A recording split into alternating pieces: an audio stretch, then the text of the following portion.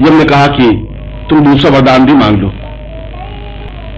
नचिकेता ने कहा कि यदि आप मुझे दूसरा वरदान देना चाहते हैं तो मुझे अग्नि विद्या दीजिए, जिस विद्या के द्वारा मैं जीवन की पूर्णता प्राप्त कर सकूं, जिस विद्या के द्वारा मैं अपने जीवन को अग्निमय बना सकूं, क्योंकि उस अग्निमय स्वरूप में ही मेरे जीवन की पूर्णता संभव है। यहां पर उपनिषदकार ने एक बहुत महत्वपूर्ण बात कही। हमारा शरीर इसलिए उष्ण है, इसलिए स्वस्थ है, इसलिए जीवित है कि वह अग्निमय है, अग्नितत्व प्रधान है। जिस समय अग्नितत्व प्रधानता क्षीण हो जाती है, शरीर ठंडा हो जाता है, शरीर मृत्यु को प्राप्त हो जाता है। जब तक शरीर में अग्नि है तब तक शरीर मृत्यु को प्राप्त हो ही नहीं सकता। और नचिकेता यहां बहुत एक मर्म की बात पूछ लेता है, बहुत महत्वपूर्ण बात पूछ लेता है। वो कहता है कि मुझे उस अग्नि विद्या को सिखाइए जिसके द्वारा मैं निरंतर अपने हृदय में, अपने शरीर में, अपने प्राणों में अग्नि को प्रज्वलित बनाए रखूं। और यह प्राणाग्नि होनी चाहिए। प्राणाग्नि का द्वारा मतलब है प्राण को अग्निमय बना देना, चेतना को अग्निमय बना देना। जिस अग्नि में, जिस प्राणाग्नि में मेरा क्रोध खत्म हो जाए, मेरा लोभ खत्म हो जाए, मेरा मोह खत्म हो जाए, मेरा ज्ञान खत्म हो जाए, मेरे जीवन की चिंताएं खत्म हो जाए, उस अग्नि में जलकर के भस्म हो जाए, मैं ऐसी अग्नि विद्या को चाहता हूं। उस अग्नि विद्या को सीखना चाहता हूं जिसके द्वारा मैं एक तेजस्वी पुंज बन सकूं, तेजस्वी युक्त बन सकूं, मेरे शरीर में एक विद्युत प्रवाह निकल सके, मेरे चारों तरफ आभा मंडल बन सके, मैं जीवन के उन मर्मों को स्पष्ट कर सकूं जिन मर्मों के द्वारा, जिन सत्यों के द्वारा, जिन तथ्यों के द्वारा जीवन को पूर्णता दी जा सकती है, पूरे संसार को एक ज्ञान, एक चेतना, एक श्रेष्ठता दी जा सकती है। और वास्तव में अग्नि विद्या जीवन की श्रेष्ठतम विद्या है। जिसने अग्नि विद्या को प्राप्त कर लिया उसके जीवन में और कोई विद्या प्राप्त करने की आवश्यकता ही नहीं रही, और कोई विद्या जीवन की जरूरी है ही नहीं। क्योंकि अग्नि विद्या का तात्पर्य यह है कि हम सही अर्थों में ब्रह्ममय बन सके। एक सामान्य मनुष्य से ब्रह्म तक पहुंचने की क्रिया को अग्नि विद्या कहा गया है। अग्नि विद्या का तात्पर्य है कि उन मंत्रों के माध्यम से, उस चेतना के माध्यम से, उस क्रिया के माध्यम से इस शरीर को अग्निपुंज बना दिया जाए, अत्यंत शांत, अत्यंत सरल, अत्यंत तेजस्वी, अत्यंत महत्वपूर्ण और ऐसा अद्वितीय व्यक्तित्व जिसमें क्रोध नहीं हो, जिसमें छल नहीं हो, जिसमें पाप नहीं हो, जिसमें पाखंड नहीं हो, जिसमें व्यभिचार नहीं हो। और ऐसा तेजस्वी पुंज तो ही जीवन की महानता कहा जाता है। महापुरुष बनने की यही तो परिभाषा है। इसी को तो देवत्व कहा जाता है, इसी को श्रेष्ठत्व कहा जाता है, इसी को ऋषित्व कहा जाता है। नचिकेता ने दूसरा वरदान अत्यंत महत्वपूर्ण मांगा।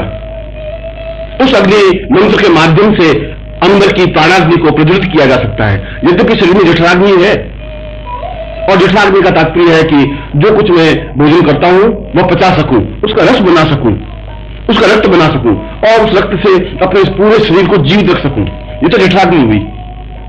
जठराग्नि के द्वारा हम शरीर को जीवित बनाए रख सकते हैं, मगर प्राणों को जीवित बनाए रखने के लिए प्राणाग्नि की जरूरत है। और प्रत्येक के शरीर में प्राणाग्नि तो है, मगर वह बुझी हुई है, उसमें चेतना नहीं है, उसमें स्फुलिंग नहीं है, उसमें हलचल नहीं है। वह तो ठीक वैसी हुई कि हमारे घर में कोई वस्तु पड़ी है और हम उसका उपयोग जानते ही नहीं, और जो उपयोग नहीं जानते तो उसका कोई प्रयोजन नहीं है। यद्यपि हमारे शरीर में प्राणाग्नि है, मगर वो अपने आप में बुझी हुई है। हमें यह भी पता नहीं है कि प्राणाग्नि को कैसे प्रज्वलित किया जाए। और जब तक प्राणाग्नि प्रज्वलित होगी नहीं, तब तक साधना में सिद्धियां प्राप्त होती नहीं, तब तक सफलता नहीं प्राप्त हो सकती, तब तक व्यक्ति उस मृत्यु को नहीं जीत सकता।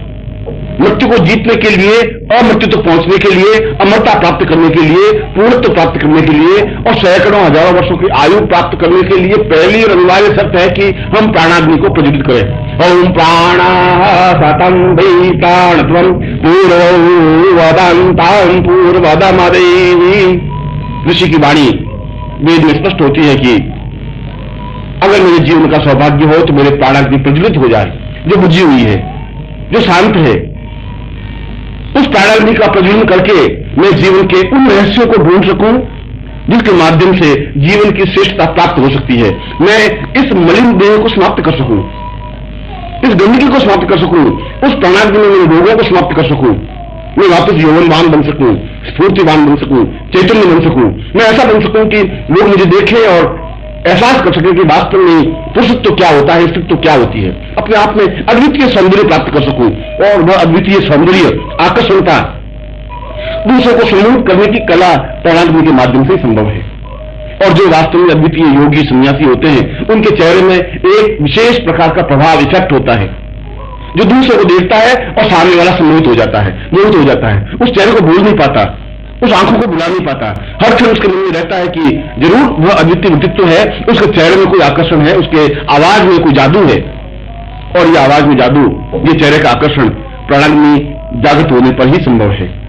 और लाखों करोड़ों व्यक्तियों में से किसी एक की प्राणाग्नि प्रज्वलित हो सकती है, और प्रज्वलित हो सकती है गुरु चेतना के माध्यम से, यदि गुरु उसे ज्ञान दे सकता है तो। क्योंकि इस अग्नि को प्रज्वलित करने की क्रिया तो केवल गुरु जानते हैं।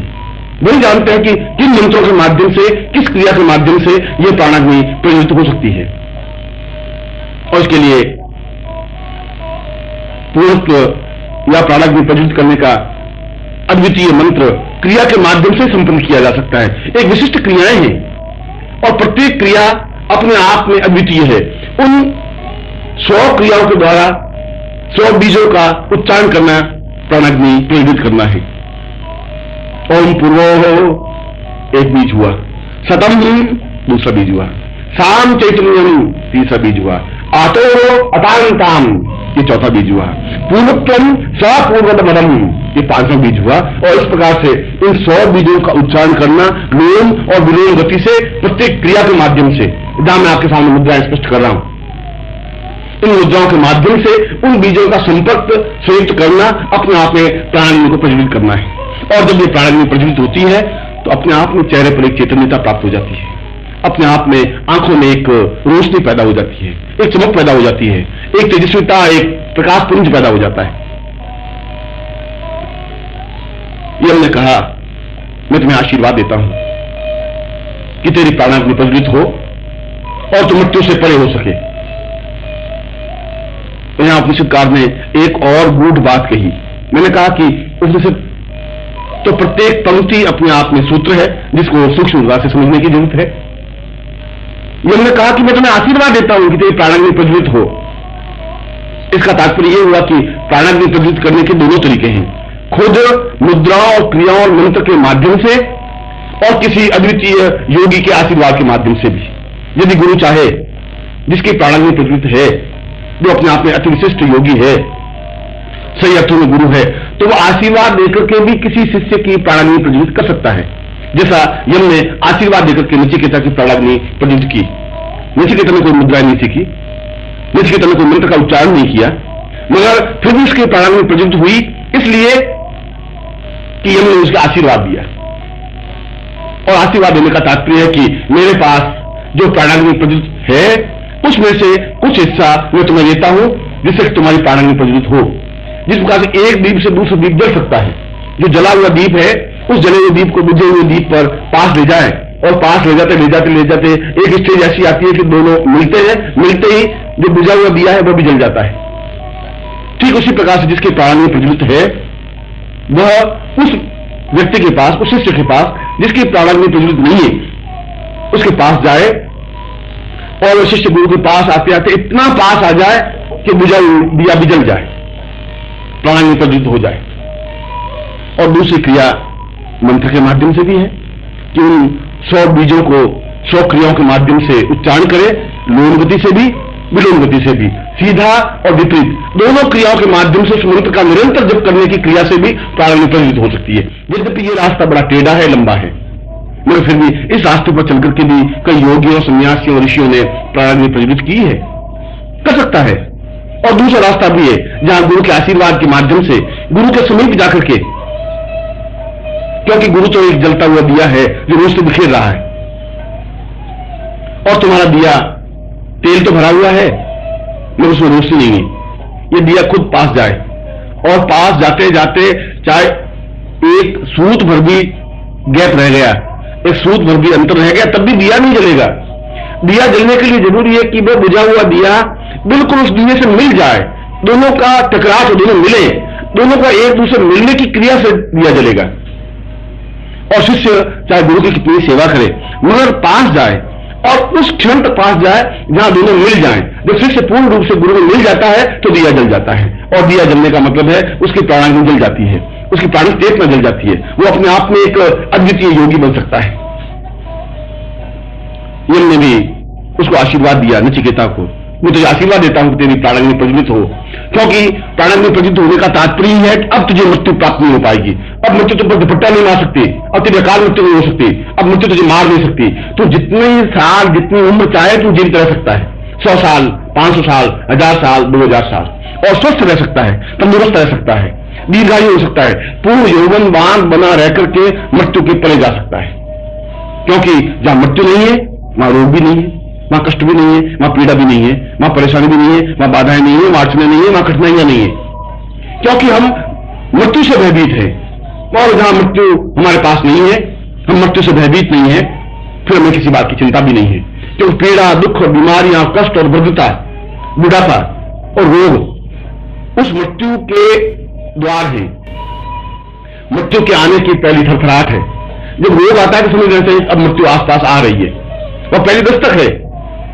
इसलिए उपनिषदकार कह रहा है कि जब मृत्यु आने की स्टेज होती है, मृत्यु आने की स्थिति होती है, तो 100 बार दरवाजे पर ठक ठक करती है, कभी तकलीफ के कारण, कभी बीमारी के कारण, कभी हाथ में दर्द है, कभी पांव में दर्द है, कभी आंखों की रोशनी कमजोर हो रही है, कभी दांत गिर रहे हैं, कभी सुनने की स्थिति कमजोर हो रही है, कभी हृदय की धड़कन कम हो रही है, ज्यादा हो रही है, कभी ब्लड प्रेशर हो रहा है। ये सारी स्थितियां बार बार दरवाजे पर ठक ठक कर रही है कि अब मैं आ रही हूं। अचानक मौत नहीं आती, मृत्यु आती है आवाज देती हुई, दरवाजे को ठोकती हुई, दरवाजे पर ठकठकाहट करती हुई। मगर यह अलग बात है, व्यक्ति सुने नहीं। जब ब्लड प्रेशर होता है तो पहली आवाज करती है कि अब मैं आ रही हूं, फिर आंखों की रोशनी कम होती है तो कह देती है कि अब मैं आ रही हूं, फिर सुनने की आवाज कम होती है तो कह रही मैं आ रही हूं, जब हृदय कमजोर हो जाता है तब कह रही मैं आ रही हूं, जब शरीर कमजोर हो जाता है तो फिर मौत कह रही कि मैं आ रही हूं। 100 बार मौत आवाज देकर के आती है। मगर जब प्राणाग्नि प्रज्वलित हो जाती है तो उस प्राणाग्नि में जब बुढ़ापा अपने आप में समाप्त हो जाता है, रोग अपने आप में जल जाता है, कष्ट अपने आप में समाप्त हो जाते हैं, उस व्यक्ति को न कष्ट रहता है, न पीड़ा रहती है, न बुढ़ापा रहता है, न मौत रहती है, क्योंकि मृत्यु से परे हो जाता है। नचिकेता को ऐसा ही हुआ। यम ने कहा कि तू दीर्घायु होगा, मृत्यु तेरे अनुकूल रहेगी, तू चाहेगा तो मृत्यु आएगी, तू चाहेगा तो नहीं आएगी, और मृत्यु नहीं आएगी तो फिर रोग भी नहीं आएगा, जब मृत्यु नहीं आएगी तो फिर बुढ़ापा भी नहीं आएगा। नचिकेता ने कहा कि आपने मुझे तीसरा वरदान मांगने के लिए कहा और मैं आपकी आज्ञा का पालन करता हुआ तीसरा वरदान मांग रहा हूं।